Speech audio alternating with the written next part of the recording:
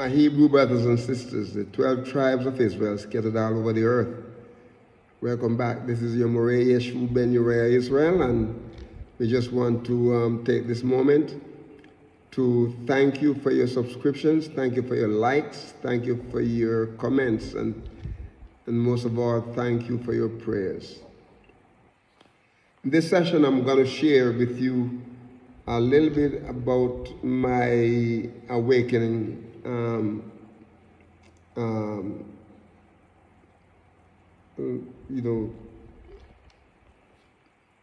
My awakening, my Hebrew awakening, and the reason why I'm going to say this is this, one of my subscribers had asked me in a comment to share my awakening history. So I have no notes. I'm not going to write anything down. I'm just going to tell you from my experience, from memory, and we hope that we can do it in one session.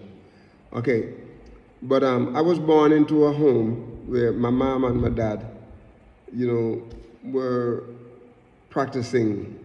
They were very religious. As a matter of fact, my mom was mostly Hebrew. She believed in Hebrew teaching, and there was no teaching going around like we have today, but there were churches that were holding Hebrew and some of them said Jewish tradition. Okay, now at home, my mom used to talk to us about the Abrahamic covenant. We were small, but I remember that. And they believed that we were not of age to talk about anything pertaining to adulthood until we reach the age 12. Okay? And they always pray, especially my mom. My mom was a prayer warrior. They pray and, she would call our name. I got to a point once because, as a kid growing up, I have a little bit of rebellion in my heart, okay? And sometimes she would send me to the store.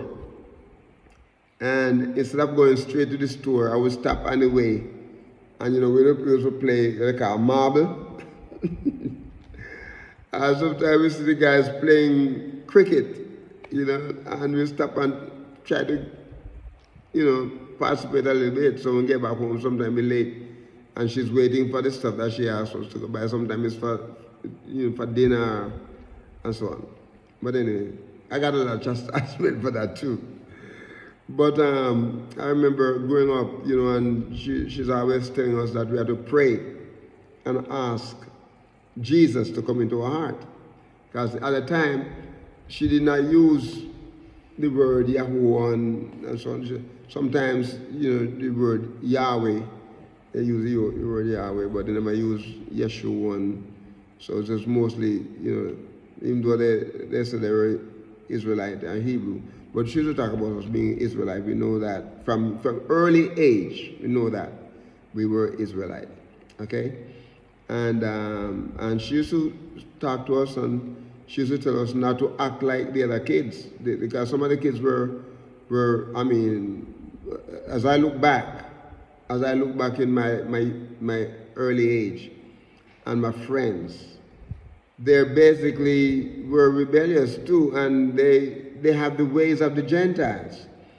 And at that time, they used to say, black people or dark-skinned people were Gentiles anyhow. So, and some of the churches used to preach that, used to teach that, And I got to a point where I started wondering, so then how can we be Hebrew, how can we be Israelite and Gentiles at the same time? Okay, because I used to do a lot of reading, my brothers and my sisters. I used to walk 4.5 to 5 miles to a library, a special library, to get books. And I would read and read and read and try, of course, some of the books that were, most of them I would say they were written by Europeans, so they never have the full truth You know, they give you a little hint of something, but, you know, something to break your brain, trying to figure out something, trying to figure out who you really are. So, you know, I grew up into a home where the Bible was read. My mom prayed and read the Bible every day. And so she'd pray, she would call our name before Yahuwah, and so on. And, you know, so we were told, you know, and the Ten Commandments, you know, the Decalogue was read to us all the time, and Mama talked to us about the commandments and so on. So she was a member of a fellowship. It's called the Commandment Keeper. The first one I remember she was a part of was one they call Zion, the Zion. And they get it from Jerusalem, Zion. Okay? And so even though they worship both Shabbat and Sunday. Sunday evening, every Sunday evening they would be having service, and, you know, we have to go to these services and so on and so on. And I remember as a teenager, well, I was probably 10 or 11 at the time, when some people came. They were, like, they call themselves missionaries from the United States. You know, and they came down and they were giving, you know, Bible club, vacation Bible school and things like that. And so we went. My mom allowed us to go. Anything that had to do with teaching of the Bible, she would not keep us away from it. And so we went, and then the young ladies, they were teaching, and then they talk about the invitation to come and give your life to Jesus. So I said to myself, I said, well, Mama, tell us about that and led us into prayer to pray to ask, you know, forgiveness of our sin and so on. So what more do I need to do? So I did not go the first time. She asked us the second time. I said, well, you know, I told her, I said, she said, where do you go to church? And I started telling her. And she started telling me that was the wrong church, because, you know, Shabbat was the time we were to service and so on. And she said Sunday is the time when Jesus was raised from the dead. So if we're going to worship Jesus, we must worship him and our resurrection. So, well, I was young. I didn't have the full knowledge. And so I said, okay, it sounds like it's reasonable to me. And so I pray and ask Jesus to come into my heart again. And then, so I went home and I said to my mama, I said, Mama, I just pray and ask Jesus to. She said, again? You know, how many times are you going to ask Jesus to come into your heart? And so, but anyway, I grew up and I got involved. I went and started going to this church, this Baptist church. You know, it was like, it was not a church building, it was like a schoolhouse, and it turned into a church. And that's where I started going there and then start learning a lot and so on. And I remember the pastor, he passed away a couple of years ago in California. And, you know, he used to rest his hand on my head and pray for me. And I used to feel like, you know, the world was on my head because it was so heavy. And then I kept wondering, you know, what this thing's all about. But anyway, I started going to church and started learning and, you know, participating and become a part of the youth fellowship. This church is called Bethel Assembly. It was Associated Gospel Assembly, you know, in Kingston. And then I, you know, got baptized into that church and, you know, start following the deacons to the country churches and get a chance to preach and things, doing different things and learning. But my brothers and my sisters,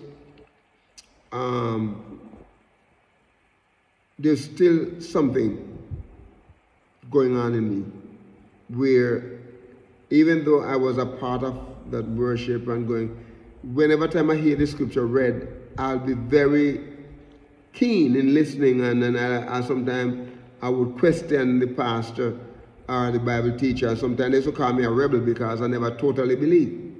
But anyway, I got a chance, you know, to go to Bible college. You know, my late teen, and so I did. And then even at the Bible college, I was considered a rebel because I contradict everything that they said that was to me out of order. And, you know, I always have this feeling in my heart that even though I was a part of a Sunday worship, and even when I was preaching, you know, I was teaching, I still talk about Hebrew things, you know, and Hebrew life, and as an Israelite, and, you know, even though I was a Sunday worshiper. So sometimes there was conflict, and then I became a missionary with the Southern Baptist Convention, and and I still would not let go of my Hebrew teaching, and I'll talk about my Hebrew Israelite. Sometimes the church planters and I get together and we'll be talking, and I share about Hebrew Israelite, and sometimes they, shake their head, they wouldn't agree totally. But I continue this until it says 2014. I said no, I'm going to go full-fledged. And so even though I was a missionary with the Southern Baptist Convention in California, I started working with a brother who was, his church was Sunday church first. And then I went to teach blacks in the Bible. And, a couple of months after I taught that, blacks in the Bible, a whole week of teaching. And he became a Shabbat worshiper. Start following the Hebrew teaching, and is online now. It's called, we refer to him as Moray YAHUAH'S, and his fellowship is the Ark, which is in California, and the Awakening Remnant Coalition. And he and I become really good friends, and then, as a matter of fact, we were part of his fellowship while I was in California and serving as a missionary. And through that, being a part and trying to promote what he was doing, I was released from my position. And it's a long story. I'm not even going to go through that part of it there, but to tell you that, I start, focusing on what Yahuwah wants me to do. And since 2014, fully, I've been going at this and teaching and sharing, and my life has not been the same. When you have a position and you're getting an income, sometimes you feel comfortable, right? And it makes you feel comfortable, and you just want to anything they say, go. No, I didn't agree with that. And I rather to stand firm, and I stand with this brother, right? As a matter of fact, they drag him through court for a property that he had, a pastor turned the church over to him, and came back later and fought him, and matter of fact, he got sick, and Yahuwah's hand, is not short, that he cannot save his people, but I tell you, that man who turned against, our Hebrew brother, Moray, in California, turned against him and other people and brought him to court and caused him to spend a lot of money and time, but Yahuwah bless him, and his fellowship grew. Right now, because of the pandemic, he's not meeting in a building, he's meeting from home, and he has broadcasts, and he has his channel, and as a matter of fact, in this, several of his members of the fellowship, subscribe to this channel here. But my brothers, my sisters, I tell you this, that Yahuwah has been a blessing to us, and being, as a Hebrew Israelite, that he called me to teach, okay? And I have not regretted the day when I have to step down from that position to serve Yahuwah and to do what is calling me to do in creating this channel and teaching his word. And so, looking forward, that one day some of our subscribers will be able to meet them face to face. But Yahuwah's blessed me and brought me, I would say, out of darkness, because even though I did not quite believe what they were doing, I was, agreeing to some of the things. And, my years of pastoring, my years of seminary, I taught in the seminary and everything, and taught in the college and taught in the public school and so on. But let me tell you, my brothers and my sisters, what I'm doing here is greater than any other thing. And I feel so happy to know that I am in Yahuwah's will. Time is gone, and just want to say, be a blessing to someone today and walk with the King. Shalom.